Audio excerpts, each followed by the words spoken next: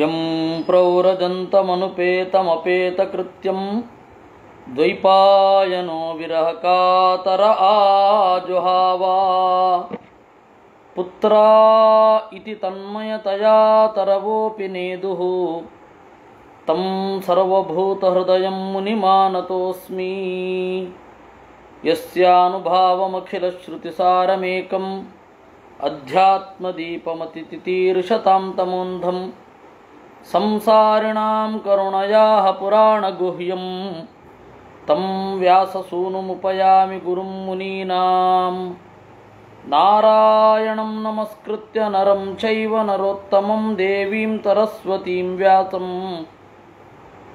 ತತೋ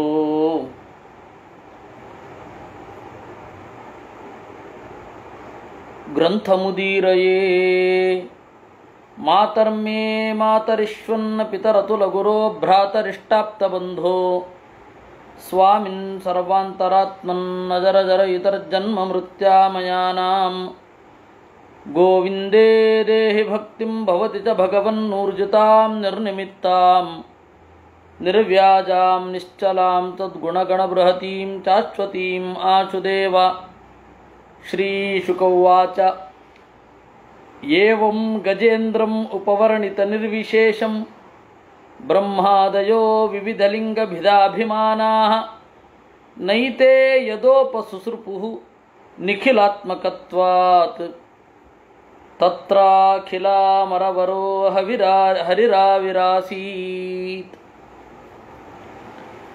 ಏವಂ ಹೀಗೆ ಉಪವರ್ಣಿತ ನಿರ್ವಿಶೇಷಂ ದೇವರ ಗುಣಗಳನ್ನು ಶಾಸ್ತ್ರದಲ್ಲಿದ್ದಂತೆ ವರ್ಣನೆ ಮಾಡಿದ ಗಜೇಂದ್ರನನ್ನು ಕುರಿತು ವಿವಿಧ ಲಿಂಗಭಿದ ಅಭಿಮಾನಾಃ ಥರಥರದ ಹೆಸರು, ಕ್ರಿಯೆ, ಪದವಿ ಮೊದಲಾದವುಗಳನ್ನು ಹೊಂದಿರುವ ಬ್ರಹ್ಮಾದಿಗಳು ಉಪಸಸೃಪುಹು ಗಜೇಂದ್ರನನ್ನು ಕುರಿತು ಓಡಿ ಬರಲಿಲ್ಲ. ನ ಉಪಸಸೃಪುಹು ಅಂದರೆ ಇದರ ಅಭಿಪ್ರಾಯ, ಅವನು ದೇವರನ್ನು ಕರೆದದ್ದು, ದೇವರು ಬಂದ, ಬ್ರಹ್ಮಾದಿಗಳು ಬರಲಿಲ್ಲ. ಯಾಕೆ ಅಂತಂದರೆ ಅವರು ಈ ಎಲ್ಲ ಕ್ರಿಯೆಗಳನ್ನು ಮಾಡ್ತಾ ಇರಲಿಲ್ಲ. ಹಾಗೆ ಅವರು ಈ ಎಲ್ಲ ಗುಣಗಳನ್ನು ಹೊಂದಿಲ್ಲ. ಈ ಎಲ್ಲ ನಾಮ ಅವರದ್ದಲ್ಲ. ಆದ್ದರಿಂದಾಗಿ ನಿಖಿಲಾತ್ಮಕತ್ವಾತ್, ಈ ತರಹದ ಕ್ರಿಯೆ ಮಾಡುವ ಎಲ್ಲರ ಒಳಗಡೆ ಅಂತರ್ಯಾಮಿಯಾದ್ದರಿಂದ ಅಮರವರಹ, ದೇವತೆಗಳಲ್ಲಿ ಅಗ್ರಗಣ್ಯ ಹರಿ ಆವಿರಾಸೀತ್, ಅಲ್ಲಿ ಆವಿರ್ಭವಿಸಿದ. ತಂ ತದ್ವದಾರ್ಥಮುಪಲಭ್ಯ ಜಗನ್ನಿವಾಸಃ ಸ್ತೋತ್ರಂ ನಿಶಮ್ಯ ದಿವಿಜೈಃ ಸಹ ಸಂಸ್ತುವದ್ಭಿಃ ಛಂದೋಮಯೇನ ಗರುಡೇನ ತಮುಹ್ಯಮಾನಃ ಚಕ್ರಾಯುಧಃ ಅಭ್ಯಾಗಮದಾಶು ಯತೋ ಗಜೇಂದ್ರಃ. ತತ್ವತ್ ಹೀಗೆ ಆರ್ತಂ ಸಂಕಟಗೊಂಡಿರುವ ಗಜೇಂದ್ರನನ್ನು ಉಪಲಭ್ಯ ನೋಡಿ, ಸ್ತೋತ್ರಂ ನಿಶಮ್ಯ ಅವನ ಸ್ತೋತ್ರವನ್ನು ಕೇಳಿ ಬಂದ. ಅವನ ಸ್ತೋತ್ರವನ್ನು ಕೇಳಿ ಹಾಗೆ ಬರುವಾಗ ದಿವಿಜೈ ಸಹ ಸಂಸ್ತುವದ್ಭಿಹಿ, ಎಲ್ಲ ದೇವತೆಗಳಿಂದ, ಸ್ತೋತ್ರ ಮಾಡುವ ದೇವತೆಗಳಿಂದ ಕೂಡಿ ಬಂದ. ಛಂದೋಮಯೇನ ಗರುಡೇನ ತಮುಹ್ಯಮಾನಃ, ವೇದಾಭಿಮಾನಿಯಾದ ಗರುಡನ ಮೇಲೇರಿ ಬಂದ. ಛಂದೋಮಯೇನ ಗರುಡೇನ ಸಮುಹ್ಯಮಾನಃ, ದೇವರು ಗರುಡನನ್ನು ಏರಿ ಬರೋದರ ಸಂಕೇತ ಏನು ಅಂದರೆ ವೇದದ ಮೂಲಕವಾಗಿ ಬರ್ತೇನೆ ಅಂತ. ಹಾಗಾದರೆ ವರದೋ ವಾಯುವಾಹನ ಅಂತಾರೆ ವಿಷ್ಣು ಸಹಸ್ರನಾಮದಲ್ಲಿ. ಹೌದು, ಮುಖ್ಯಪ್ರಾಣ ಸಹಜವಾದ ಕೃತಕವಲ್ಲದ ಬಲದ ಅಭಿಮಾನಿ. ಸ್ವಾಭಾವಿಕವಾದ ಬಲದ ಹಿಂದೆ ದೇವರಿರ್ತಾನೆ ಅನ್ನೋದರ ಸಂಕೇತ ವಾಯುವಾಹನತ್ವ. ಗರುಡನನ್ನು ಏರಿ ಬರ್ತಾನೆ. ಜನರು ವೇದಗಳ ಮೂಲಕವೇ ದೇವರನ್ನು ತಿಳ್ಕೊಳ್ಬೇಕು. ದೇವರು ಗರುಡನನ್ನು ಏರಿ ಬರ್ತಾನೆ ಅಂದರೆ ನಮ್ಮೆಡೆಗೆ ವೇದಾಧ್ಯಯನದ ಮೂಲಕವಾಗಿ ಬರ್ತಾನೆ ಅಂತ ಹಾಗರ್ಥ. ಅದನ್ನು ಇಲ್ಲಿ ಸ್ಪಷ್ಟಗೊಳಿಸಿದರು. ನೋಡಿ, ಪ್ರಹ್ಲಾದನಿಗಾಗುವಾಗ ಹಾಗೆ ಬರಲಿಲ್ಲ. ನರಸಿಂಹನಾಗಿ ಬಂದ, ಜೀವ ನಿಯಾಮಕನಾದ, ಲಿಂಗಭೇದ ಮಾಡುವ ದೇವರು ಕಂಬದಿಂದೆದ್ದು ಬಂದದ್ದು. ಇನ್ನು ಬೇರೆಯವರಿಗೆ ಅವತಾರ ರೂಪದಿಂದ ಬಂದದ್ದು. ಬ್ರಹ್ಮದೇವರ ಮೇಲೆ ಕರುಣೆಯಿಂದ ವರಾಹ ಬಂದದ್ದು, ಅವರಿಗೆ ಹೊಳಹನ್ನು ನೀಡುತ್ತಾ ಬಂದದ್ದು. ವರಾಹ ಹೊಳೆದ ರೂಪ, ಭೂಹು ಹೊಳೆದು ಬಂದದ್ದು ಅಂತ ಭೂಹು ಅಂದರೆ. ಹಾಗೆ ಈ ಎಲ್ಲ ದೇವರು ಬೇರೆ ಬೇರೆ ತರಹ ಬರ್ತಾನೆ. ಆ ಬರೋದರ ಹಿಂದೆ ಒಂದೊಂದು ಔಚಿತ್ಯ ಇರುತ್ತೆ. ಆಯಾ ಜೀವಿಗಳ ನೆಲೆ ಇತ್ಯಾದಿಗಳನ್ನು ನೋಡಿಕೊಂಡು ನಾವು ಅದನ್ನು ಯೋಚನೆ ಮಾಡಬೇಕಾಗತ್ತೆ. ದೇವರು ಹೇಗೆ ಬಂದ ಅನ್ನೋದು. ದ್ರೌಪದಿಗೆ ಬರುವಾಗ ಬಟ್ಟೆ ಇತ್ತು ಅಷ್ಟೆ, ಎಳೆದ ಅಲ್ಲೊಂದು ಬಟ್ಟೆ ಇತ್ತು. ಆವಾಗ ಒಂದು ಬಟ್ಟೆ ಉಟ್ಕೊಳ್ಳೋದು, ಒಂದು ಬಟ್ಟೆ ಹೊದ್ಕೊಳ್ಳೋದು ಅಷ್ಟೇ. ದೇವರ ಲೀಲೆ ಅದು. ಅವಳೊಂದು ಉಟ್ಕೊಂಡಿದ್ಲು, ದಟ್ಟಿ ತೆಗೆದ್ರು, ಬಟ್ಟೆ ಇತ್ತು. ಆ ಬಟ್ಟೆ ತೆಗೆದ್ರು, ಇನ್ನೊಂದು ಬಟ್ಟೆ ಇತ್ತು. ಹಾಗೆ ಅಲ್ಲಿ ಕಷ್ಟವನ್ನು ಕಾಪಾಡುವವನಾಗಿ ಬಂದದ್ದು, ಕಷ್ಟದಿಂದ ಕಾಪಾಡುವವನಾಗಿ ಬಂದದ್ದು ದೇವರು. ಹೊಳಹೋ ಅಲ್ಲ, ಗರುಡನ ಮೇಲೇರಿ ಬರಲಿಲ್ಲ, ಎದುರುಚ್ಛಾ ಅಂತನ್ನುವ ರೀತಿಯಲ್ಲಿ ಬಂದದ್ದು. ಹೀಗೆ ದೇವರು ಎಲ್ಲೆಲ್ಲಿ ತೋರ್ತಾನಲ್ಲ ಅಲ್ಲೆಲ್ಲ ಬಹಳ ಸಂಕೇತ ಇರುತ್ತೆ. ಆ ಜೀವರ ಎತ್ತರ ಕಾರಣ ಆಗುತ್ತೆ, ಆ ಜೀವರ ನಡೆ ಕಾರಣ ಆಗುತ್ತೆ, ಆ ಜೀವರ ಸ್ಥಾನ ಒಂದೊಂದಿರುತ್ತೆ. ಇಲ್ಲಿ ನೋಡಿ, ಗಜೇಂದ್ರ ಪ್ರಾಣಿ ರೂಪದಲ್ಲಿ ಇದ್ದವ, ಅವನಿಗೆ ಗರುಡನನ್ನು ಏರಿ ಬಂದದ್ದು ಅಂದರೆ ವೇದದಲ್ಲಿ ಅಧಿಕಾರ ಇದೆ ಅಂತ ಹೇಳಿದ ಹಾಗಾಯಿತು. ಛಂದೋಮಯೇನ ಅಂತ ಸ್ಪೆಸಿಫೈ ಮಾಡಿ ಹೇಳಿದ್ರು. ವೇದಾಭಿಮಾನಿಯಾದ ಗರುಡನನ್ನೇರಿ ಬಂದ ಅಂತ. ಅಂದರೆ ಬ್ರಹ್ಮಸೂತ್ರದಲ್ಲಿ ಏನು ಹೇಳ್ತಾರೆ, ಕೇವಲ ಮನುಷ್ಯರು ಮಾತ್ರ ಅಧಿಕಾರಿಗಳಲ್ಲ, ಅತ್ಯಂತ ಯೋಗ್ಯತೆ ಇತ್ತು ಅಂತಂದರೆ ತಿರ್ಯಗ್ಯೋನಿಯಲ್ಲಿರುವ ಜೀವರಿಗೂ ಕೂಡ ಅವನು ಜ್ಞಾನವನ್ನು ಕೊಟ್ಟಿರ್ತಾನೆ ಅನ್ನೋದರ ಸಂಕೇತವಾಗಿ ಇಲ್ಲಿ ಬಂದದ್ದು. ವಾಲ್ಮೀಕಿ ರಾಮಾಯಣದಲ್ಲಿ ಜಟಾಯುವಿನ ಬಗ್ಗೆ ಮಾತನಾಡ್ತಾ ಲಕ್ಷ್ಮಣನೊಡನೆ ರಾಮ ಹೇಳ್ತಾನೆ, ತಿರ್ಯಗ್ಯೋನಿಷು ವರ್ತಂತೆ ಮಹಾತ್ಮಾನಃ ಅಂತ. ತಿರ್ಯಗ್ಯೋನಿಗಳಲ್ಲಿಯೂ ಕೂಡ ಮಹಾತ್ಮರಿರ್ತಾರೆ, ಮನುಷ್ಯ ಯೋನಿಗಳಲ್ಲೂ ನೀಚರಿರ್ತಾರೆ, ರಾಕ್ಷಸ ಯೋನಿಯಲ್ಲೂ ಉತ್ತಮರಿರ್ತಾರೆ ಅಂತಾನೆ. ಅದೆಲ್ಲವೂ ಕೂಡ ಒಬ್ಬ ಜೀವನ ಸ್ವರೂಪವನ್ನು ನಮಗೆ ಸ್ಫುಟವಾಗಿ ತೆರೆದಿಡೋದಾಗಿದೆ. ಆ ಹಿನ್ನೆಲೆಯಲ್ಲಿ ಈ ವಿಶೇಷಣ ಬಹಳ ಮುಖ್ಯ. ಛಂದೋಮಯೇನ ಗರುಡೇನ ತಮುಹ್ಯಮಾನಃ ಚಕ್ರಾಯುಧ ಅಭ್ಯಾಗಮದಾಚು ಯಥೋ ಗಜೇಂದ್ರ. ಗಜೇಂದ್ರ ಇದ್ದಲ್ಲಿಗೆ ಬಂದ. ಸೋಂತಸ್ಯುರಸ್ಯುರುಬಲೇನ ಗೃಹೀತ ಆರ್ತಃ ದೃಷ್ಟ್ವಾ ಗರುತ್ಮತೆ ಹರಿಂಖ ಉಪಾತ್ತ ಚಕ್ರಂ ಉತ್ಕ್ಷಿಪ್ಯ ಸಾಂಬುಜಕರಂ ಗಿರಮಾಹ ಕೃಚ್ಛ್ರಾತ್ ನಾರಾಯಣಾಖಿಲ ಗುರು ಭಗವನ್ನಮಸ್ತೆ. ಅಂತಃಸರಸಿ ಉರುಬಲೇನ ಸರೋವರದೊಳಗಡೆಯಿಂದ ಅತ್ಯಂತ ಬಲಿಷ್ಠವಾದ ಮೊಸಳೆ ಕಾಲಿಡ್ಕೊಂಡಿದೆ. ದೃಷ್ಟ್ವಾ ಗರುತ್ಮತೆ ಹರಿಂಖ ಉಪಾತ್ತ ಚಕ್ರಂ. ಯಾಕೋ ಅವನ ದೃಷ್ಟಿ ಮೇಲ್ಗಡೆ ಹೋಯಿತು. ಚಕ್ರವನ್ನು ಎತ್ಕೊಂಡು ಬರ್ತಾ ಇದ್ದಾನೆ ದೇವರು, ಗರುಡನ ಮೇಲೇರಿದ್ದಾನೆ. ಅವನನ್ನು ನೋಡಿ ಸಾಂಬುಜಕರಂ ಉತ್ಕ್ಷಿಪ್ಯ, ಅಲ್ಲೇ ಪಕ್ಕದಲ್ಲಿರುವ ಒಂದು ಹೂವನ್ನು ಕಿತ್ತು ತನ್ನ ಸೊಂಡಿಲಲ್ಲಿ ಮೇಲ್ಗಡೆ ಎತ್ತಿ ತೋರಿಸ್ತಾ ಕಷ್ಟಪಟ್ಟು ನಾರಾಯಣಾಖಿಲ ಗುರೋ ಭಗವನ್ ನಮಸ್ತೆ ಅಂತ ಹೇಳಿದ. ಗಿರಂ ಆಹ ಅಂದರೆ ಅವಾಗ ಅದೇನು ಪ್ರೇರಣೆ ಆಯಿತೋ ಅವನ ಅಡ್ಡಿಗಳೆಲ್ಲ ಹೋಯಿತು ಅಂತ ಕಾಣುತ್ತೆ. ಮಾತನಾಡಲಿಕ್ಕೆ ಇದ್ದ ಅಡ್ಡಿಗಳೆಲ್ಲ ಹೋಯಿತು ಅಂತ ಕಾಣುತ್ತೆ. ಅಥವಾ ಗೀಳಿಟ್ಟಿರಬಹುದು, ದೇವರಿಗೆ ಮಾತ್ರ ಅದು ಅವನ ಭಾವನೆ ಗೊತ್ತಾಗಿರಬಹುದು. ನಾರಾಯಣ ಅಖಿಲ ಗುರೋ ಭಗವನ್ ನಮಸ್ತೆ ಅಂತ ಹೇಳಿದ. ಎಲ್ಲರ ಸ್ವಾಮಿಯೇ, ಕಷ್ಟದಲ್ಲಿದ್ದಾಗ ಗುರು ಅಂತ ಯಾಕನ್ಬೇಕಿತ್ತು? ಜ್ಞಾನವನ್ನು ಕೊಟ್ಟವ ಅಂತ. ನಾರಾಯಣ ಅಖಿಲ ಗುರೋ ಭಗವನ್ ನಮಸ್ತೆ ತಂ ವೀಕ್ಷ್ಯ ಪೀಡಿತಮಜ ಸಹಸಾವತೀರ್ಯ ಸಗ್ರಾಹ ಮಾಸು ಸರಸಃ ಕೃಪಯೋಜ್ಜಹಾರ ಗ್ರಾಹಾತ್ ವಿಪಾಟಿತ ಮುಖಾತ್ ಅರಿಣಾ ಗಜೇಂದ್ರಂ ಸಂಪಶ್ಯತಾಂ ಹರಿಹಿ ಅಮೂಮುಚತ್ ಉಸ್ರಿಯಾಣಾಂ. ತಂ ವೀಕ್ಷ್ಯ ಪೀಡಿತಂ, ಹೀಗೆ ಬಹಳ ನೊಂದಿರುವ ಆ ಗಜೇಂದ್ರನನ್ನು ಕಂಡ.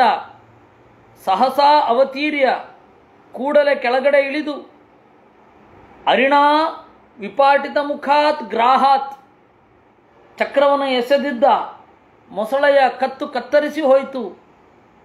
ಆವಾಗ ಆ ಮೊಸಳೆ ಅದರ ಹಿಡಿತ ಸಡಿಲಾಯಿತು. ಈ ರೀತಿ ಗಜೇಂದ್ರಂ ಆನೆಯನ್ನು ಉಸ್ರಿಯಾಣಾಂ ಸಂಪಶ್ಯತಾಂ, ಎಲ್ಲ ದೇವತೆಗಳು ನೋಡ್ತಾ ಇರುವಾಗ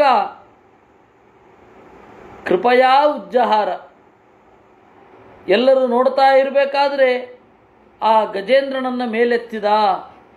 ಹೀಗೆ ಇತಿ ಶ್ರೀಮದ್ಭಾಗವತೆ ಅಷ್ಟಮಸ್ಕಂಧೆ ತೃತೀಯೋಧ್ಯಾಯಃ. ಶ್ರೀಶುಕ ಉವಾಚ ತದಾ ದೇವರ್ಷಿ ಗಂಧರ್ವಾಃ ಬ್ರಹ್ಮೇಶಾನ ಪುರೋಗಮಾಃ ಮುಮುಚು ಕುಸುಮಾಸಾರಂ ಶಂಸಂತ ಕರ್ಮ ತದ್ಧರೇಃ. ದೇವತೆಗಳು, ಋಷಿಗಳು, ಗಂಧರ್ವರು, ಬ್ರಹ್ಮ, ರುದ್ರ ಮೊದಲಾದ ಎಲ್ಲರೂ ಕೂಡ ಹರೇಹೇ ಕರ್ಮ ಶಂಸಂತಹ, ಪರಮಾತ್ಮನ ಈ ಗಜೇಂದ್ರೋದ್ಧಾರವನ್ನು ಹೊಗಳುತ್ತಾ ಕುಸುಮಾಸಾರಂ ಮುಮುಚುಹು, ಹೂಮಳೆಗೆರೆದರು. ನೇದುರ್ದುಂದುಭಯೋ ದಿವ್ಯಾ ಗಂಧರ್ವಾನ್ ಅನೃತುರ್ಜಗುಃ ಋಷಯಶ್ಚಾರಣಾ ಸಿದ್ಧಾ ತುಷ್ಟುವು ಪುರುಷೋತ್ತಮಂ. ದುಂದುಭಿಗಳು ಮೊಳಗಿದವು, ದೇವಲೋಕದ ದುಂದುಭಿಗಳು. ಗಂಧರ್ವರು ಹಾಡಿದರು, ಋಷಿಗಳು ಅಪ್ಸರೆಯರು ಕುಣಿದರು, ಋಷಿಗಳು, ಚಾರಣರು, ಸಿದ್ಧರು ಪರಮಾತ್ಮನನ್ನ ಹೆಸರುಗಳಿಂದ ಸ್ತೋತ್ರ ಮಾಡಿದರು. ಯೋಸೌ ಗ್ರಾಹಸ್ತವೈ ಸದ್ಯ ಪರಮಾಶ್ಚರ್ಯ ರೂಪಧೃಕ್ ಮುಕ್ತೋ ದೇವಲ ಶಾಪೇನ ಹಹೂ ಗಂಧರ್ವ ಸಪ್ತಮಃ.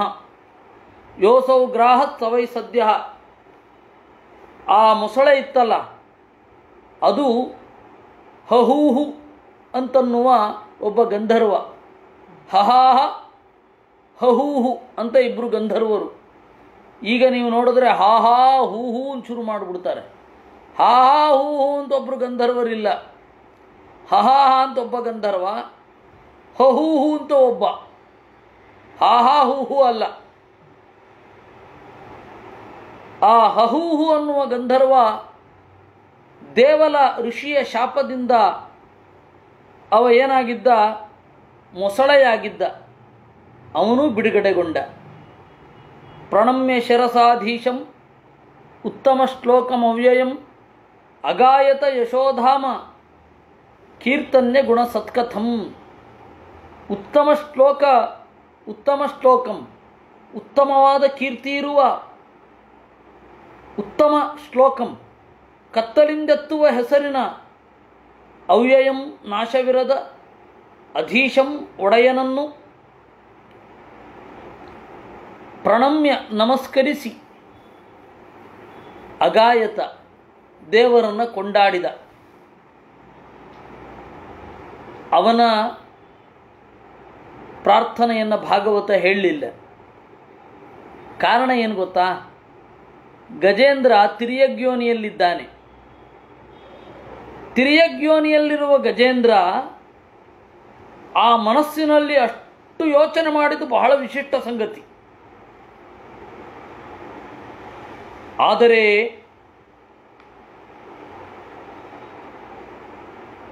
ತನ್ನ ಸಹಜ ಯೋನಿಯನ್ನು ಪಡೆದಿರುವ, ಅಂದರೆ ಸಹಜವಾದ ಗಂಧರ್ವ ಯೋನಿ, ಸಹಜವಾದ ಯೋನಿ, ಅದರಲ್ಲಿ ಸ್ತೋತ್ರ ಮಾಡಿದ್ದು ವೇದಾದಿಗಳಲ್ಲಿ ಇರುವಂಥದ್ದೇ. ಗಜೇಂದ್ರನೂ ವೇದಾದಿಗಳಲ್ಲಿ ಇರುವಂಥದ್ದೇ. ಆದರೆ ಅವನ ಯೋಚನೆ ಅದಕ್ಕೆ ತಿರಿಯಗ್ಯೋನಿಯಲ್ಲಿ ಅದಕ್ಕೆ ಅವಕಾಶವೇ ಇಲ್ಲ, ಯೋಚನೆಗೆ ಅವಕಾಶ ಇಲ್ಲ. ಆಹಾರ, ನಿದ್ರಾ, ಭಯ, ಮೈಥುನ ಇಷ್ಟೇ ತಾನೇ.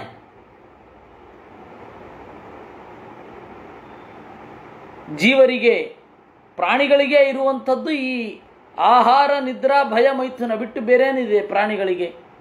ಆ ಪ್ರಾಣಿಯೋನಿಯಲ್ಲಿ ನಿಂತು ಇದನ್ನು ಯೋಚನೆ ಮಾಡಿದನಲ್ಲ, ಅದು ಬಹಳ ವಿಶಿಷ್ಟ. ಭಾಗವತ ಉಲ್ಲೇಖಿಸಿತು. ಮೊಸಳೆ ಯೋನಿಯಲ್ಲಿ ಇದ್ದ ಹಹು ಅಂತನ್ನುವ ಗಂಧರ್ವ ಶಾಪದಿಂದ ಬಿಡುಗಡೆಗೊಂಡ ಮೇಲೆ ಏನು ಹೇಳಿದ ಅಂತ ಹೇಳಲಿಲ್ಲ. ಗ್ರಂಥ ವಿಸ್ತಾರದ ಭಯವೂ ಇದ್ದೀತು. ಅವನ ಸ್ತೋತ್ರವನ್ನು ಚಿಂತನೆ ಮಾಡ್ತಾ ಹೋದರೆ ಮುಗಿಯೋದೇ ಇಲ್ಲ. ಇಲ್ಲಿ ಎಲ್ಲ ಬ್ರಹ್ಮಾದಿ ದೇವತೆಗಳು ಸ್ತೋತ್ರ ಮಾಡಿದ್ರು ಅಂತ ಉಂಟು, ಅದನ್ನೂ ಹೇಳ್ತಾ ಹೋದರೆ ಮುಗಿಯೋದೇ ಇಲ್ಲ. ಅದರಿಂದಾಗಿ ಗಜೇಂದ್ರನದ್ದನ್ನು ಮಾತ್ರ ಹೇಳಿದ್ದು. ಗಜೇಂದ್ರನ ಕಾಲದಲ್ಲಿ ಗಜೇಂದ್ರ ಮಾತ್ರ ಸ್ತೋತ್ರ ಮಾಡದ ಅಂತಲ್ಲ, ನಮಗೆ ಬೇರೆ ಬೇರೆ ತರಹದ ಭಕ್ತರ ವೈವಿಧ್ಯಗಳನ್ನು ತೋರಿಸ್ತಾ ಇದ್ದಾರೆ. ಮನು ರಾಜನಾಗಿ ಯಾವ ರೀತಿ ಸ್ತೋತ್ರ ಮಾಡಿದ, ಒಬ್ಬ ಇಡೀ ಮನ್ವಂತರದ ಅಧಿಪತಿಯಾಗಿ, ಹಾಗೆ ಒಬ್ಬೊಬ್ಬರು ಭಕ್ತರು ಒಂದು ಅಸಾಧಾರಣವಾದ ಗುಣದಿಂದ ಕೂಡಿರುವವರು, ಅವೆಲ್ಲ ಬಹಳ ವಿಶಿಷ್ಟ. ಅದರಿಂದ ಆ ಗಜೇಂದ್ರನ ಸ್ತೋತ್ರವನ್ನು ನಮಗೆ ಇಲ್ಲಿ ತನಕ ಹೇಳಿದರು. ಸೋನು ಕಂಪಿತ ಈಶೇನ ಪರಿಕ್ರಮ್ಯ ಪ್ರಣಮ್ಯತಂ ಲೋಕಸ್ಯ ಪಶ್ಚಾತೋ ಲೋಕಂ ಸ್ವಮಗಾನ್ ಮುಕ್ತ ಕಿಲ್ಬಿಷಃ. ಆ ಮೊಸಳೆ ರೂಪದಲ್ಲಿದ್ದ ಈಗ ಬಿಡುಗಡೆಗೊಂಡ ಹಹು ಅನ್ನುವ ಗಂಧರ್ವನನ್ನು ಅನುಕಂಪೆಯಿಂದ ನೋಡಿದ ಅಂತ. ದೇವರಿಗೆ ಆ ಅನುಕಂಪೆ ಅನ್ನೋದು ಸಹಜ. ನಾವು ಏನಾರೊಂದು ಘಟನೆಯನ್ನು ಹೇಳುವಾಗ ಒಂದು ಕಡೆ ಪಕ್ಷಪಾತದಿಂದ ಕೂಡಿರುತ್ತೇವೆ. ಒಬ್ಬ ಉತ್ತಮವಾದ ಲೇಖಕನಿಗೇನೆ ಇಬ್ಬರನ್ನೂ ತಟಸ್ಥವಾಗಿ ನೋಡುವ ಸಾಮರ್ಥ್ಯ ಬೇಕು. ಆವಾಗ ಆ ಘಟನೆಯನ್ನು ಬಹಳ ಚೆನ್ನಾಗಿ ಹೇಳ್ತಾನೆ. ಅವನು ಒಂದು ಕಡೆ ಒಂದನ್ನು ತುಂಬಿಕೊಂಡು ಬಿಟ್ಟರೆ, ಪಕ್ಷಪಾತದಿಂದ ಇದ್ದರೆ ಅವನ ಕಾವ್ಯವೇ ಸೊಗಸಲ್ಲ. ಇನ್ನು ಜಗದಧೀಶತ್ವ, ಈ ತರಹದ ಕಾವ್ಯಕ್ಕಿಂತ ಕೋಟಿಪಟ್ಟು ಮಿಗಿಲಾಗಿರುವ ಜಗದಧೀಶತ್ವ, ಜಗತ್ತನ್ನು ನಡೆಸುವಂತಹ ಒಂದು ಜವಾಬ್ದಾರಿ ಇರುವಾಗ, ಹೊಣೆ ಇರುವಾಗ ದೇವರು ಸಮನಾಗಿ ಇರಬೇಕಲ್ವೇ? ಮತ್ತು ಅವನು ಅದನ್ನೇ ಹೇಳಿದ್ದು. ಗಜೇಂದ್ರ ಅವನು ಸಮಾನ ಅಂತ. ನಿರ್ವಿಶೇಷಾಯ ಸಾಮ್ಯಾಯ ನಮೋ ಜ್ಞಾನಘನಾಯ ಚ, ಅವನು ಅದನ್ನೇ ಹೇಳಿದ್ದು, ದೇವರು ಸಮಾನ ಅಂತ. ಆ ಸಮಾನತ್ವ ನೋಡಿ ಇಲ್ಲೂ ಗೊತ್ತಾಗ್ತಾ ಇದೆ. ಪರಿಸರದ ಪ್ರಭಾವದಿಂದ, ಅವನು ಹುಟ್ಟಿದ್ದರ ದೋಷದಿಂದ ಮೊಸಳೆ ಆಗಿ ಗಜೇಂದ್ರನನ್ನು ಕಚ್ಚಿದ. ಅಲ್ಲಿ ಸ್ವರೂಪ ದ್ವೇಷ ಏನೂ ಇರಲಿಲ್ಲ. ಪರಿಸರದ ಶಿಶುಗಳು ಇಬ್ಬರು, ಪರಿಸರ ಆಗಿತ್ತು, ಅವನು ಮೊಸಳೆ ಆದ. ಹೊರಗಡೆಯಿಂದ ಬಂದ ವಸ್ತುವನ್ನು ಕಚ್ಚೋದು ಅಭ್ಯಾಸ, ನೀರಿನ ಹೊರಗಡೆಯಿಂದ ಬಂದ ವಸ್ತುವನ್ನು ಕಚ್ಚೋದು ಆ ಮೊಸಳೆಯ ಅಭ್ಯಾಸ. ಕಚ್ಚಿದ. ಅವನಿಗೇನು ಗಜೇಂದ್ರನ ಮೇಲೆ ಸ್ವರೂಪಭೂತವಾದ ದ್ವೇಷ ಏನಿರಲಿಲ್ಲ. ಅದನ್ನು ನೋಡಿದ ಅನುಕಂಪೆಯಿಂದ ದೇವರು ಅವನ ತಪ್ಪನ್ನು ತಿಳಿದುಕೊಂಡು ಅನುಕಂಪೆಯಿಂದ ಭಕ್ತಿಯಿಂದ ಪ್ರಾರ್ಥನೆ ಮಾಡ್ತಾ ಇದ್ದಾನೆ ಅಂತ ಅವನ ಮೇಲೆ ಅನುಕಂಪೆ ತೋರಿಸಿದ. ಗಜೇಂದ್ರೋ ಭಗವತ್ ಸ್ಪರ್ಶಾತ್ ವಿಮುಕ್ತಃ ಅಜ್ಞಾನಬಂಧನಾತ್ ಪ್ರಾಪ್ತೋ ಭಗವತೋ ರೂಪಂ ಪೀತವಾಸಾಶ್ಚತುರ್ಭುಜಃ. ಗಜೇಂದ್ರ ಪರಮಾತ್ಮ ಮುಟ್ಟಿದ್ದರಿಂದ ಅಜ್ಞಾನದ ಬಂಧನದಿಂದ ಕಳಚಿಕೊಂಡು ಪರಮಾತ್ಮನಂತಾದ. ಪೀತವಾಸಾಹ ಹಳದಿ ಬಣ್ಣದ ಬಟ್ಟೆಯುಟ್ಟು, ಚತುರ್ಭುಜ 4 ತೋಳ್ಗಳ ತನ್ನ ರೂಪವನ್ನು ಧರಿಸಿದ. ಸ ವೈ ಪೂರ್ವಮಭೂದ್ರಾಜ ಪಾಂಡ್ಯೋ ದ್ರಮಿಳ ಸತ್ತಮಃ ಇಂದ್ರದ್ಯುಮ್ನ ಇತಿ ಖ್ಯಾತಃ ವಿಷ್ಣುರಥಪರಾಯಣಃ. ಈ ಹಿಂದೆ ಗಜೇಂದ್ರನಾಗುವುದಕ್ಕೆ ಮೊದಲು ದ್ರಮಿಳ ಸತ್ತಮಃ, ದ್ರಮಿಳ ದೇಶ, ದ್ರಾವಿಡ ದೇಶ ಅಂತ ಈಗ ಕರೀತಾರೆ, ಅಂದರೆ ತಮಿಳುನಾಡು. ಪಾಂಡ್ಯ, ಪಾಂಡ್ಯ ದೇಶದ ರಾಜ ಇಂದ್ರದ್ಯುಮ್ನ ಅಂತ ಹೆಸರು, ಭಗವದ್ಭಕ್ತ. ಸಯೇಕದಾರಾಧನ ಕಾಲ ಆತ್ಮವಾನ್ ಗೃಹೀತ ಮೌನವ್ರತ ಈಶ್ವರಂ ಹರಿಂ ಜಟಾಧರಸ್ತಾಪಸ ಆಪ್ಲುತೋಚ್ಯುತಂ ಸಮರ್ಚಯಾಮಾಸ ಕುಲಾಚಲಾಶ್ರಯ. ಒಂದು ಬಾರಿ ಆರಾಧನಾ ಕಾಲ ಬಂದಾಗ ಇಂದ್ರಿಯಗಳನ್ನು ನಿಗ್ರಹಿಸಿ ಮೌನವ್ರತವನ್ನು ಧರಿಸಿ ಪರಮಾತ್ಮನನ್ನು ಜಟಾಧರನಾಗಿ ಸ್ನಾನ ಮಾಡಿದ, ಜಟಾಧರನಾಗಿ ಅಚ್ಯುತನನ್ನು ಅರ್ಚನೆ ಮಾಡಿದ ಬೆಟ್ಟದ ಹತ್ತಿರ ಕೂತ್ಕೊಂಡು.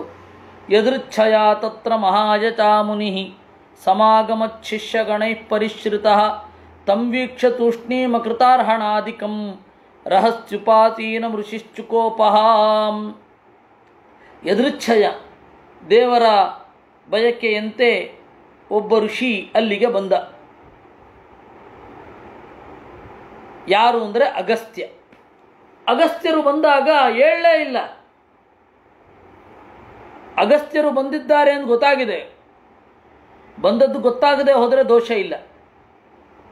ಯಾಕೆಂದರೆ ನಾವು ಪೂಜೆ ಮಾಡುವಾಗ ನಮಗಿಂತ ದೊಡ್ಡವರು ಬಂದರೆ ಎದ್ದು ನಿಲ್ಲಬೇಕು ಅಂತ ಇರೋದು. ನಾವು ಪೂಜೆ ಮಾಡ್ತಾ ಇರ್ತೇವೆ, ನಮ್ಮ ಗುರುಗಳು ಬರ್ತಾರೆ, ಆವಾಗ ಎದ್ದು ನಮಸ್ಕಾರ ಮಾಡಿ ಮತ್ತೆ ಪೂಜೆಗೆ ತೊಡಗಬೇಕು. ಅವರ ಅನುಮತಿಯನ್ನು ಪಡೆದು ಪೂಜೆಯನ್ನು ಮುಂದುವರಿಸಬೇಕು. ತಂದೆ ಅಲ್ಲಿ ಇರ್ತಾರೆ, ತಂದೆ ಬಂದರು ಹೊರಗಡೆಯಿಂದ, ಅಲ್ಲಿ ತನಕ ನಾವು ಪೂಜೆ ಮಾಡ್ತಾ ಇದ್ವಿ, ಅವರೆಲ್ಲ ಊರಿಂದ ಹೊರಗಡೆ ಹೋಗಿ ಬಂದರು, ಎದ್ದು ನಮಸ್ಕಾರ ಮಾಡಿ ಮುಂದುವರಿಸ್ಬೇಕು. ನಾವು ಯಾಗದಲ್ಲಿ ತೊಡಗಿರ್ತೇವೆ, ತಾಯಿ ಬಂದಳು, ಎದ್ದು ನಮಸ್ಕಾರ ಮಾಡಿ ಪೂಜೆಯಲ್ಲಿ ಮುಂದುವರಿಸ್ಕೊಂಡು ಹೋಗಬೇಕು. ಇದು ಕ್ರಮ.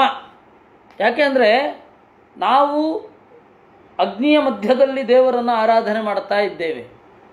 ಅಗ್ನಿಯ ಮಧ್ಯದಲ್ಲಿ ಆರಾಧನೆ ಮಾಡ್ತಾ ಇದ್ದದ್ದಕ್ಕಿಂತ ಜ್ವಲಂತವಾಗಿ ನಮ್ಮ ತಾಯಿಯಲ್ಲಿರುವ ದೇವರು ನಮಗೆ ಹೆಚ್ಚು ಅನುಭವಕ್ಕೆ ಬಂದಿದ್ದಾನೆ. ಅವಳಿಗೆ ನಮ್ಮನ್ನು ಸಾಕುವಂತಹ ಬುದ್ಧಿಯನ್ನು ಪ್ರಚೋದನೆ ಮಾಡಿ, ನಮ್ಮನ್ನು ಕಾಪಾಡುವಂತಹ ಬುದ್ಧಿ ಪ್ರಚೋದನೆಯನ್ನು ಮಾಡಿ,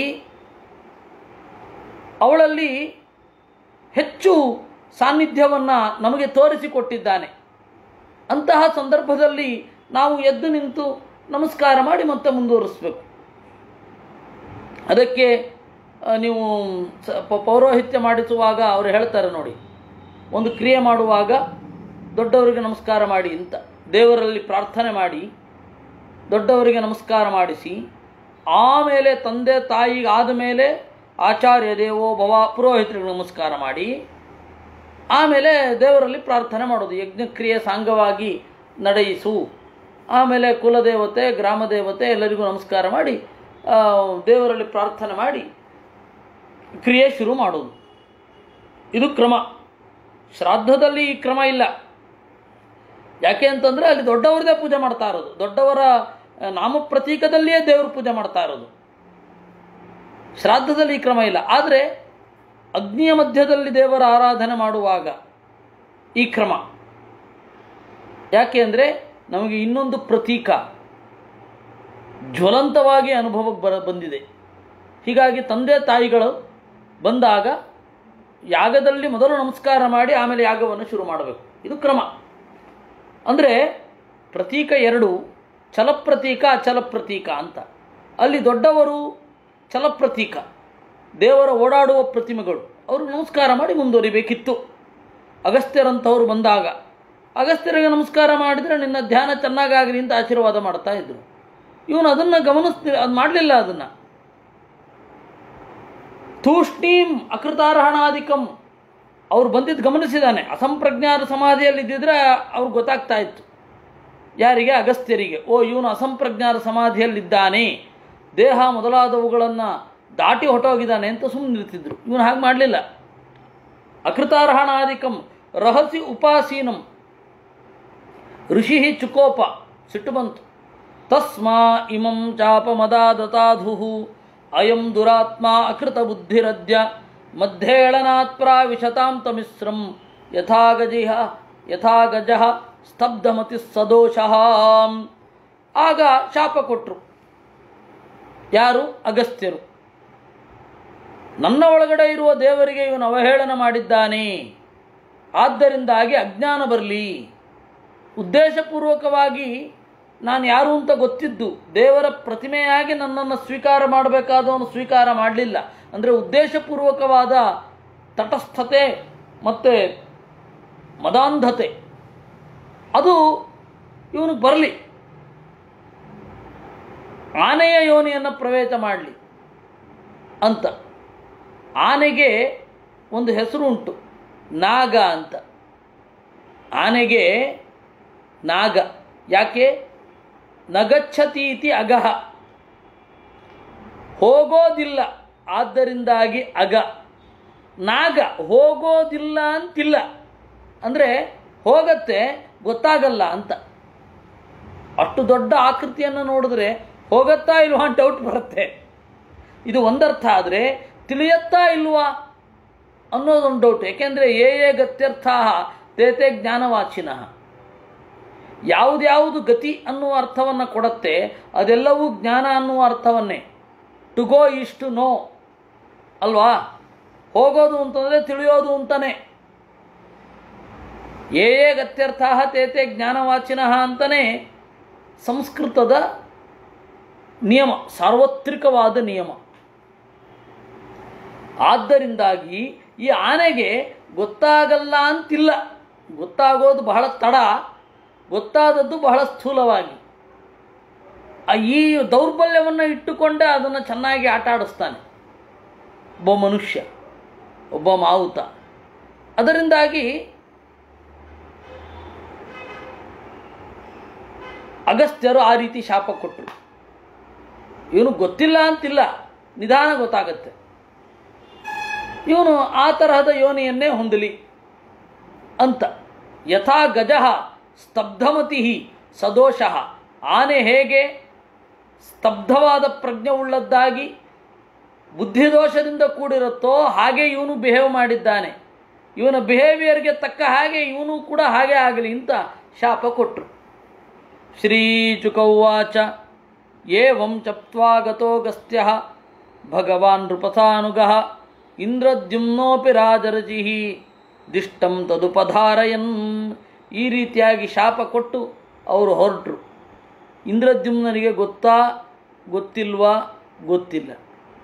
ಇಂದ್ರದ್ಯುಮ್ನನಿಗೆ 90% ಅಗಸ್ತ್ಯರು ಶಾಪ ಕೊಟ್ಟಿದ್ದು ಆಗಲೇ ಗೊತ್ತಾಗಲಿಲ್ಲ ಅಂತ ಕಾಣುತ್ತೆ.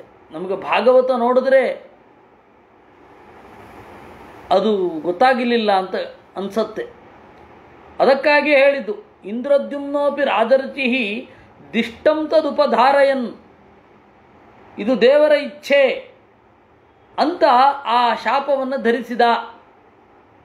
ಇದು ಒಂದರ್ಥ. ದಿಷ್ಟಂ ತದುಪಧಾರಯನ್ ಅಂದರೆ ದೇವರ ಇಚ್ಛೆಯನ್ನು ಧರಿಸಿದ, ಅಂದರೆ ದೇವರ ಇಚ್ಛೆಯಂತೆ ಆಪನ್ನ ಕೌಂಜರೀಂ ಯೋನಿಂ ಆತ್ಮಸ್ಮೃತಿ ವಿನಾಶನೀಂ.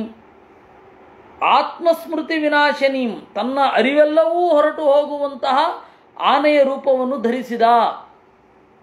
ಬಹಳ ಮುಖ್ಯ. ಹರ್ಯರ್ಚನಾನುಭಾವೇನ ಯದ್ಗಜತ್ವೇಪಿ ಅನುಸ್ಮೃತಿ. ದೇವರನ್ನು ಪೂಜೆ ಮಾಡಿದ್ದರ ಪ್ರಭಾವದಿಂದ ಗಜತ್ವೇಪಿ ಅನುಸ್ಮೃತಿ. ಆನೆಯಾಗಿದ್ದಾಗಲೂ ನೆನಪಾಯಿತು. ಒಂದು ಸಾಮಾನ್ಯ ಆನೆ ಆಗಿದ್ದಾಗ ನೆನಪಾಗಬಾರದಿತ್ತು. ನೆನಪಾಯಿತು ಯಾಕೆ ಅಂತ ಹೇಳಿದರೆ ದೇವರ ಪೂಜೆ ಚೆನ್ನಾಗಿ ಮಾಡಿದ್ದರ ಪ್ರಭಾವ. ಆನೆ ಯೋನಿ ಬಂತು ಯಾಕೆ ಅಂದರೆ ಅಗಸ್ತ್ಯರಿಗೆ ಮಾಡಿದ ಅವಮಾನದ ಪರಿಣಾಮ. ಆರಂಭದಲ್ಲಿ ಅವನು ಬಂದಿರಲಿಕ್ಕಿಲ್ಲ. ಯಾವಾಗ ಹೋರಾಡ್ತಾ ಇದ್ದ ಆ ದುಃಖದಲ್ಲಿ ಅದು ಬಂತು ಅಂತ ಕಾಣುತ್ತೆ. ನಮಗೆ ಭಾಗವತ ನೋಡಿದಾಗ ಇವನು ಹೋಗಿ ಮತ್ತೆ ಕೇಳಿಕೊಳ್ಳೋದು ಅದ್ಯಾವುದೂ ಇಲ್ಲ. ಅಗಸ್ತ್ಯರ ಹತ್ತಿರ ಕೇಳಿಕೊಳ್ಳೋದು ಅದ್ಯಾವುದೂ ಇಲ್ಲಿಲ್ಲ. ಸ್ವೀಕಾರ ಮಾಡ್ದ ಅಷ್ಟೇ ಅವನು.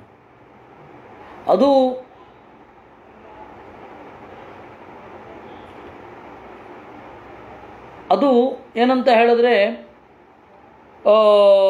ಪೂರ್ತಿಯಾಗಿ ಗೊತ್ತಾಗಿ ಕೇಳಿ ಅದ್ಯಾವುದೂ ಇಲ್ಲಿ ವರ್ಣನೆ ಇಲ್ಲ.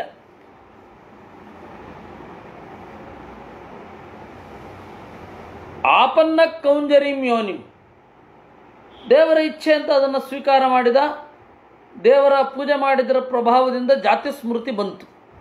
ಇದು ಒಂದು. ಇನ್ನು ಈ ಮಧ್ಯೆ ನಮ್ಮ ದಿಲೀಪರ ಪ್ರಶ್ನೆ, ಗಂಧರ್ವನ ಶಾಪದ ಹಿನ್ನೆಲೆ ಭಾಗವತ ತಿಳಿಸೋದಿಲ್ವಾ ಅಂತ. ಇಲ್ಲ, ಅದು ಬೇರೆ ಪುರಾಣ ಹೇಳುತ್ತೆ. ಅವನು ಏನು ಮಾಡಿದ ಅಂತಂದರೆ, ದೇವರ ಋಷಿಗಳನ್ನು ಹೆದರಿಸಿದ.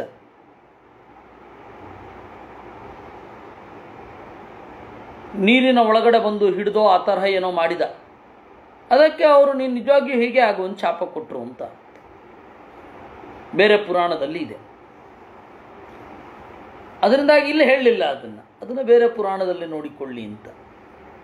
ಏವಂ ವಿಮೋಕ್ಷ ಗಜಯೂಥಪಮಬ್ಜನಾಭಸ್ತೇನಾಪಿ ಪಾರ್ಷದ ಗತಿಂ ಗಮಿತೇನ ಯುಕ್ತಃ ಗಂಧರ್ವ ಸಿದ್ಧ ವಿಬುಧೈರುಪಗೀಯಮಾನ ಕರ್ಮಾದ್ಭುತಂ ಸ್ವಭುವನಂ ಗರುಡಾತನೋಗಾತ್. ಈ ರೀತಿಯಾಗಿ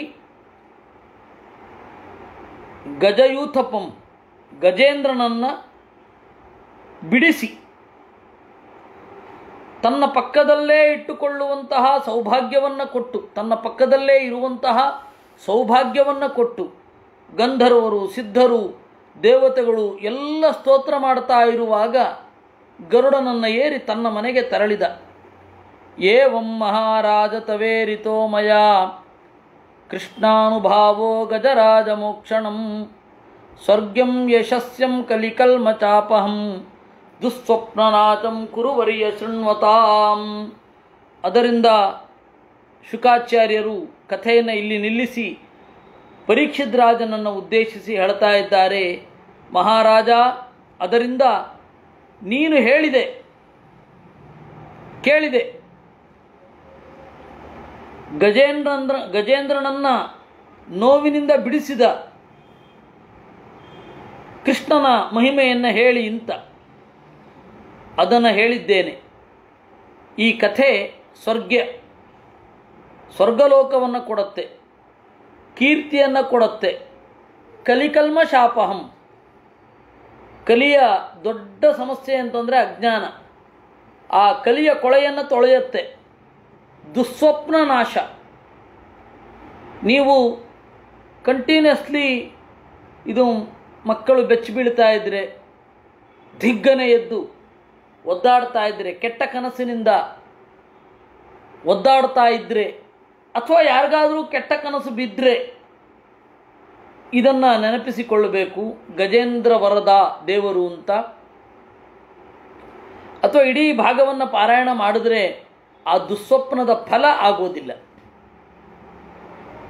ಇದಮಾಹ ಹರಿ, ಅದಕ್ಕೆ ಬೆಳಗ್ಗೆ ಎದ್ದು ಈ ಗಜೇಂದ್ರನ ಸ್ಮರಣೆ ಇದೆ.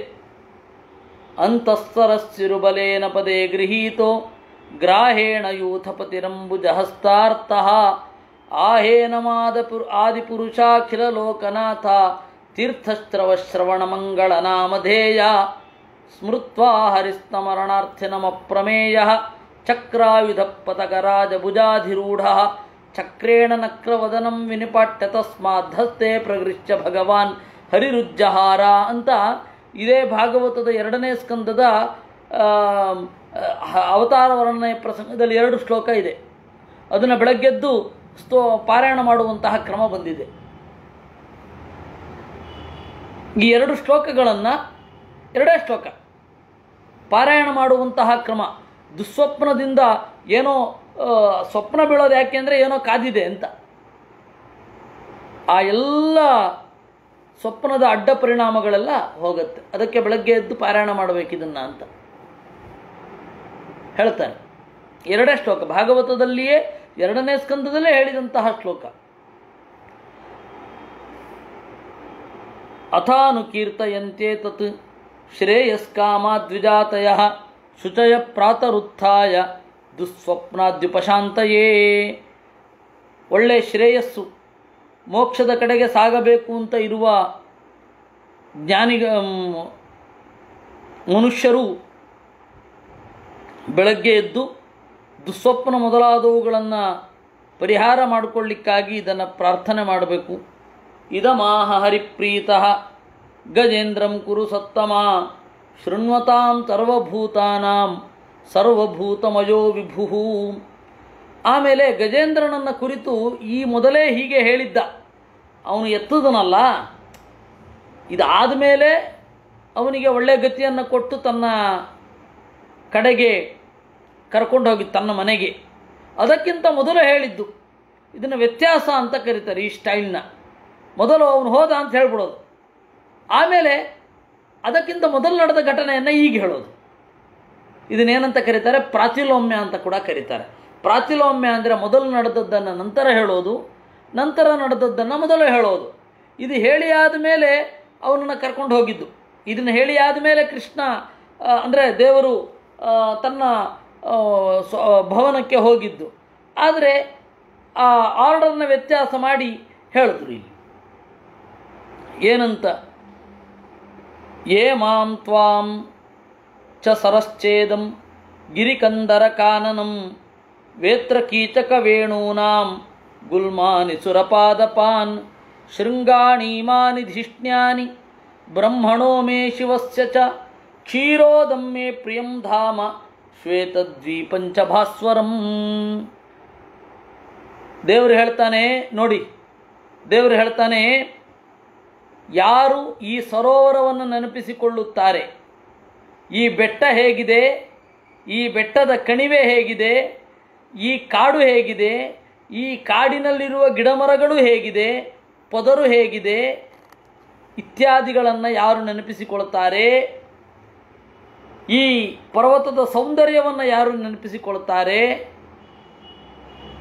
ಬ್ರಹ್ಮದೇವರ ನನ್ನ ಮನೆಗಳನ್ನು ಯಾರು ನೆನಪಿಸಿಕೊಳ್ತಾರೆ, ಶ್ವೇತದ್ವೀಪವನ್ನು ಯಾರು ನೆನಪಿಸಿಕೊಳ್ತಾರೆ, ಶ್ರೀವತ್ಸಂ ಕೌಸ್ತುಭಂ ಮಾಲಾಂ ಗದಾಂ ಕೌಮೋದಕೀಂ ಮಮ ಸುದರ್ಶನಂ ಪಾಂಚಜನ್ಯಂ ಸುಪರ್ಣಂ ಪತಗೇಶ್ವರಂ. ನನ್ನ ಶ್ರೀವತ್ಸ ಚಿಹ್ನೆ, ಕೌಸ್ತುಭಮಣಿ, ವೈಜಯಂತಿ ಮಾಲೆ, ಕೌಮೋದಕಿ ಗದೆ, ಸುದರ್ಶನ ಚಕ್ರ, ಪಾಂಚಜನ್ಯ ಶಂಖ, ನನ್ನ ವಾಹನವಾದ ಗರುಡ, ಶೇಷಂಚ ಮತ್ಕಲಾಂ ಸೂಕ್ಷ್ಮಾಂ ಶ್ರಿಯಂ ದೇವೀಂ ಮದಾಶ್ರಯಾಂ ಬ್ರಹ್ಮಾಣಂ ನಾರದಮೃತಿಂ ಭವಂ ಪ್ರಹ್ಲಾದಮೇವಚ. ನನ್ನ ಹಿಂದುಗಡೆ ಇರುವಂತಹ ಶೇಷ, ಲಕ್ಷ್ಮೀದೇವಿ, ಬ್ರಹ್ಮ, ನಾರದ, ಸದಾಶಿವ, ಪ್ರಹ್ಲಾದ, ಮತ್ಸ್ಯ ಕೂರ್ಮ ವರಾಹಾದ್ಯೈ ಅವತಾರೇ ಕೃತಾನಿ ಮೇ. ಮತ್ಸ್ಯ ಕೂರ್ಮ ವರಾಹ ಇತ್ಯಾದಿ ಅವತಾರಗಳ ನನ್ನ ಕ್ರಿಯೆ, ಕರ್ಮಾಣಿ ಅನಂತ ಪುಣ್ಯಾನಿ ಸೂರ್ಯ ಸೋಮ ಹುತಾಚನಾನ್, ನನ್ನ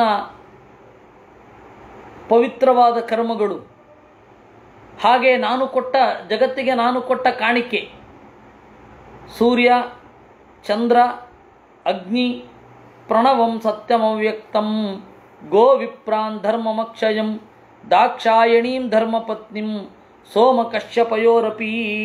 ಪ್ರಣವಂ, ಪ್ರಣವ ಹೇಳಿದ್ರೆ ಓಂಕಾರ, ಮತ್ತೆ ಹಸು, ಬ್ರಾಹ್ಮಣ, ಧರ್ಮ, ನನ್ನನ್ನು ಹೆತ್ತ ತಾಯಿ ಮೂರ್ತಿದೇವಿ, ಇವರನ್ನು ಯಾರು ನೆನಪಿಸಿಕೊಳ್ತಾರೆ, ಗಂಗಾಂ ಸರಸ್ವತೀಂ ನಂದಾಂ ಕಾಳಿಂದೀಂ ಚಿತವಾರಣಂ ಧ್ರುವಂ ಬ್ರಹ್ಮರುಚೀನ್ ಸಪ್ತ ಪುಣ್ಯಶ್ಲೋಕಾಂಶ್ಚಮಾನವಾನ್. ಗಂಗೆ, ಸರಸ್ವತಿ, ನಂದ, ಕಾಳಿಂದಿ, ಐರಾವತ, ಧ್ರುವ, ಬ್ರಹ್ಮಋಷಿಗಳು,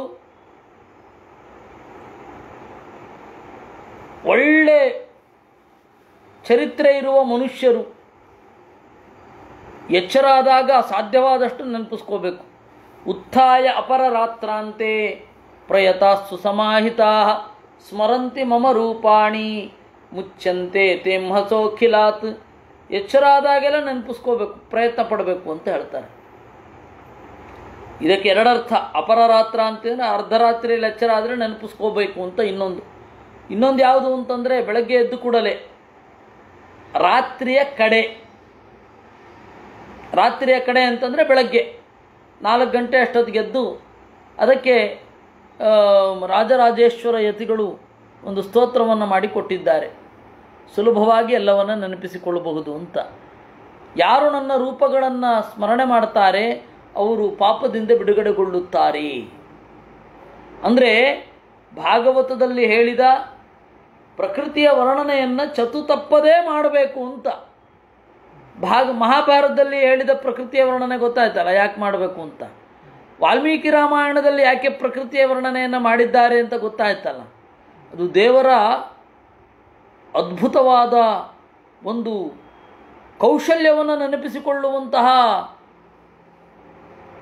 ಅವಕಾಶ ಅದು. ಎಂತಹ ಕುಸರಿ ಕೆಲಸ. ಸರಿ, ಅದರಲ್ಲೇ ಮಗ್ನರಾಗಬಾರದು. ಇವಾಗ ಕಾಳಿದಾಸಾದಿಗಳೆಲ್ಲ ಅವನಿಗೆ ಅದರಲ್ಲಿ ಇಂಟ್ರೆಸ್ಟ್ ಇರಲಿಲ್ಲ. ಸೌಂದರ್ಯಾರಾಧನೆ ಅನ್ನೋದು ವೇದಾಂತದ ಕಾನ್ಸೆಪ್ಟು ಕೂಡ. ಸೌಂದರ್ಯಾರಾಧನೆ ಮಾಡೋದೇ ವೇದಾಂತದ ಅಂತಿಮ ಗುರಿ. ಸೌಂದರ್ಯ ಏನು? ದೇವರ ಮಹಿಮೆ, ಅದೇ ಸೌಂದರ್ಯ. ಉಂದ ಅಂದ್ರೇನು ಗೊತ್ತಾ? ಭಾವನೆಯಲ್ಲಿ ನಮ್ಮನ್ನು ತೋಯಿಸುವುದು.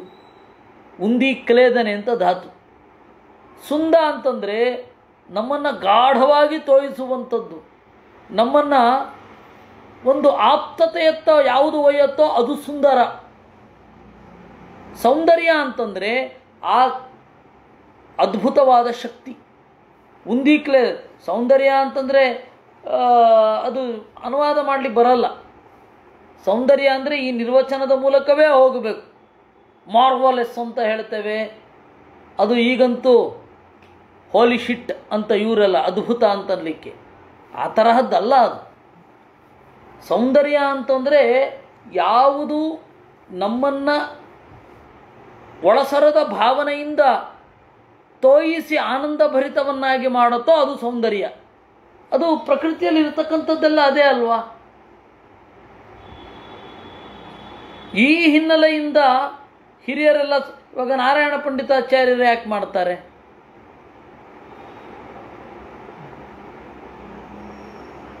ಇಂತಹ ಪ್ರಸಂಗದಲ್ಲಿ ಮೈಮರೆಯಬೇಡಿ ಅಂತ ಹೇಳೋದು ಧರ್ಮಶಾಸ್ತ್ರದ ಒಂದು ಉದ್ದೇಶ ಇತ್ತು.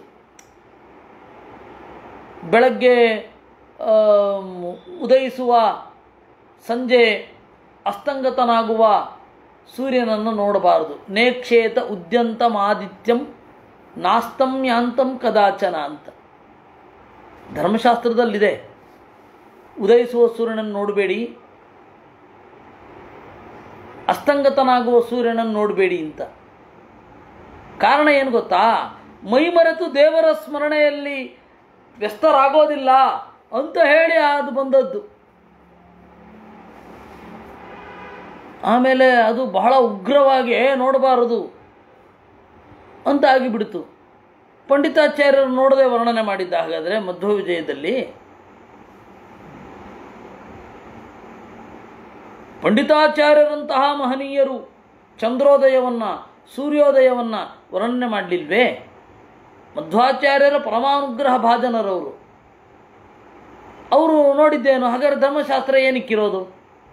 ಅದರ ಸ್ಪಿರಿಟ್ ಅರ್ಥ ಮಾಡ್ಕೊಳ್ಬೇಕು. ನೋಡ್ತಾ ಮೈ ಮರಿಬೇಡಿ, ದೇವರನ್ನು ಮರಿಬೇಡಿ, ಧ್ಯಾನಾದಿಗಳನ್ನು ಮಾಡಿರಿ, ಬೆಳಗ್ಗೆ ಬೇಗ ಎದ್ದು ಜಪಾದಿಗಳನ್ನು ಮಾಡಿರಿ ಅಂತ ಅದರ ಸ್ಪಿರಿಟ್. ಅದು ನೋಡಬೇಡಿ ಅಂತ ಅರ್ಥ ಅಲ್ಲ. ನಾನು ದುರ್ದೈವದಿಂದ ಒಬ್ಬ ಬೆಂಗಳೂರಿನ ಬೃಹಸ್ಪತಿಗಳೊಂದಿಗೆ ಒಂದು ದೂರದ ಊರಿಗೆ ಪ್ರಯಾಣ ಮಾಡಬೇಕಾಯಿತು. ಅಲ್ಲಿ ಇನ್ನೊಬ್ಬರು ಇದ್ದರು. ಅವರಿಗೆ ಮಗನಿಗೆ ತೋರಿಸ್ತಾ ಇದ್ರು,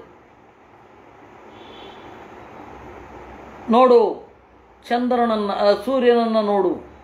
ಅದು ಬೆಳಗ್ಗೆ ಹೊರಡೋ ತಡ ಆಯಿತು, ಊರು ಮುಟ್ಲಿಕ್ಕೆ ಇನ್ನೊಂದು ಸ್ವಲ್ಪ ಆಯಿತು, ಸೂರ್ಯೋದಯ ಆಗಿಬಿಟ್ಟಿತ್ತು. ನೋಡು ಸೂರ್ಯನನ್ನು. ಇವ್ರು ತಿರುಗಿ ನೋಡಿದ್ರು.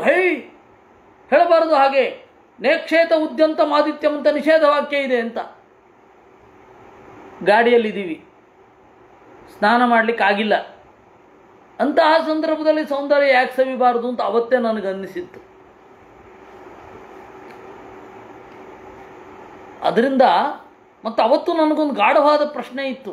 ಅಲ್ಲ, ಹಾಗಾದರೆ ಪಂಡಿತಾಚಾರ್ಯರು ತಪ್ಪೇ? ಸೂರ್ಯೋದಯವನ್ನು ವರ್ಣನೆ ಮಾಡಿದ್ದಾರೆ, ಸೂರ್ಯಾಸ್ತಮನವನ್ನು ವರ್ಣನೆ ಮಾಡಿದ್ದಾರೆ, ನೋಡದೆ ವರ್ಣನೆ ಮಾಡೋದು ಹೇಗೆ? ಅದರಿಂದ ಇದಕ್ಕೆ ಬೇರೆ ಅರ್ಥ ಇರಬೇಕು ಅಥವಾ ಬೇರೆ ಉದ್ದೇಶ ಇರಬೇಕು ಇದಕ್ಕೆ ಅನಿಸಿತ್ತು. ಕಾಲಾನಂತರದಲ್ಲಿ ಅದು ಹೌದು ಅಂತಾಯಿತು. ಅದರಿಂದ ಇದೆಲ್ಲವನ್ನೂ ಕೂಡ ನೆನಪಿಸ್ಕೋಬೇಕು. ಆ ಸೌಂದರ್ಯಾರಾಧನೆಯೇ ವೇದಾಂತದ ಪರಮ ಉದ್ದೇಶ. ಪುರಾಣಗಳಲ್ಲಿ ವರ್ಣನೆ ಮಾಡೋದು ಯಾಕೆ ಅಂತಂದರೆ, ವೇದಾಂತ ಅಂದರೆ ಶುಷ್ಕ ಅಲ್ಲ ಅಲ್ವಾ, ರಸದಿಂದ ತೋಯಿಸಬೇಕು ನಮ್ಮನ್ನು, ಭಕ್ತಿ ರಸದಿಂದ. ಅದಕ್ಕನುಗುಣವಾಗಿ ಇದನ್ನೆಲ್ಲ ವರ್ಣನೆ ಮಾಡೇ ಇರ್ತಾರೆ. ಹಾಗಂತ ಹೇಳಿ ಕೇವಲ ಭಾವುಕತೆ ಅಸಂಗತ. ಭಕ್ತಿ ಪ್ರಧಾನವಾದ ಸೌಂದರ್ಯ, ಆ ಸೌಂದರ್ಯ ಪ್ರಜ್ಞೆ ಅನ್ನೋದು ಭಕ್ತಿಗೆ ಸಹಕಾರಿಯೇ ಆಗಬೇಕು. ಅದಕ್ಕೆ ನೋಡಿ ಇದನ್ನೆಲ್ಲ ಹೇಳಿದ್ದಾರೆ ಶಾಸ್ತ್ರದಲ್ಲಿ. ಕೃಷ್ಣ ದೇವರೇ ಹೇಳಿದ್ದಾನೆ, ನಂದಿದನ್ನೆಲ್ಲ ನೆನಪಿಸ್ಕೊಳ್ಳಿ ನೀವು ಅಂತ. ಯೇ ಮಾಂಸ್ತುವಂತ್ಯನೇನಾಂಗ ಪ್ರತಿಬುದ್ಧ ನಿಶಾಚ್ಯಯೇ ತೇಷಾಂ ಪ್ರಾಣಾಚ್ಯಯೇ ಹಂ ವೈ ದದಾಮಿ ವಿಮಲಾಮ್ಮತಿಂ. ಯಾರು ನನ್ನನ್ನು ಬೆಳಗ್ಗೆ ಎದ್ದು ಈ ಗಜೇಂದ್ರನ ಅಥವಾ ಭಾಗವತದ ಚಿಂತನೆಯಲ್ಲಿ ತೊಡಗುತ್ತಾರೆ, ಅವರು ಸಾಯುವಾಗ ಅವರು ಒಳ್ಳೆಯ ನೆನಪನ್ನು ಕೊಡ್ತೇನೆ ಅಂತ ಕೃಷ್ಣನ ದೇವರ ಮಾತು. ಇತ್ಯಾದಿಶ್ಚ ಹೃಷಿಕೇಶ ಪ್ರಾಧ್ಮಾಯ ಜಲಜೋತ್ತಮಂ ಹರ್ಷಯನ್ ವಿಬುಧಾನೀಕಂ ಆರುರೋಹ ಖಗಾಧಿಪಂ. ಈ ರೀತಿಯಾಗಿ ಇಂದ್ರಿಯ ಗಣಗಳ ಒಡೆಯ ನಾರಾಯಣ ಆದೇಶ ಮಾಡಿ ಪ್ರಾಧ್ಮಾಯ ಜಲಜೋತ್ತಮಂ ಶಂಖವನ್ನು ಊದಿ ಎಲ್ಲರನ್ನ ಸಂತಸಗೊಳಿಸುತ್ತಾ ತನ್ನ ಭವನಕ್ಕೆ ಹೋಗಲು ಖಗಾಧಿಪಂ ಆರುರೋಹ ಗರುಡನನ್ನು ಏರಿದ. ಹೀಗೆ ಭಾಗವತದಲ್ಲಿ ಅಷ್ಟಮ ಸ್ಕಂಧದಲ್ಲಿ 4ನೇ ಅಧ್ಯಾಯ ಮುಗಿದಿದೆ. ನಾಳೆ 5ನೇ ಅಧ್ಯಾಯವನ್ನು ನೋಡೋಣ. ಕೃಷ್ಣಾರ್ಪಣಮಸ್ತು.